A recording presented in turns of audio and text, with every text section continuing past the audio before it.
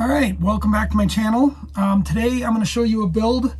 I purchased a 1967 Ford Bronco sitting here in the passenger seat. I'll show it to you from the outside also. But what I'm trying to fix is my heating. So the guy that built this originally, I mean, it's got a lot of cool features on it, more for off-road than it is for on. He didn't have the roof on, I put the roof on. He took the heater right out of it, and I don't even care about heat, even though it is kind of nasty and snowing out right now. I don't really care about heat, but I do care about defrost. So I decided to 3D print some pieces to help with the defrost problem that I have. Okay, so on the inside of my Bronco here, they took, I don't know, I'm not a Bronco expert. I just love the old Broncos.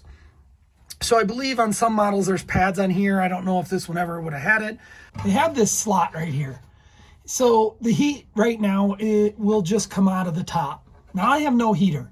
And I was going to try to, I'm not about original. I'm not trying to go back to that. So I purchased this from Amazon. Just a nice little heater core. Hoses coming in, comes with a switch. 3 ports up, 3 ports down. The plan will be to put this underneath the dash, and I'll show you the hoses and stuff like that.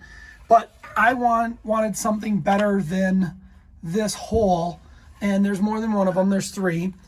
So I designed this piece. If you notice, it fits this angle here and this angle here. Now I had it 3D printed in 4 different pieces because of getting it up inside of there. It wouldn't go in very good. So I designed this top piece also with angles. So the left side angles, the center goes straight, and then the right side angles to the right. I also put some screws in. So when you slide this piece in on the top, you will then screw it in to the bottom. So this piece slides in like that, giving you a nice, kind of more of a directional of the air. Then the next piece that will go in will slide in here. Now you can see there's some black marks on it. I printed this in white just because I happen to have more white than I did black. These pieces are just snugly fit together. They fit really tight. You may even have to sand them a tiny bit if you need, depending on your printer. But I did it that way because I found out that PVC glue seems to hold them together pretty nicely. So once you slide this in, you snap this up inside of there. It'll fit in all 3 of them.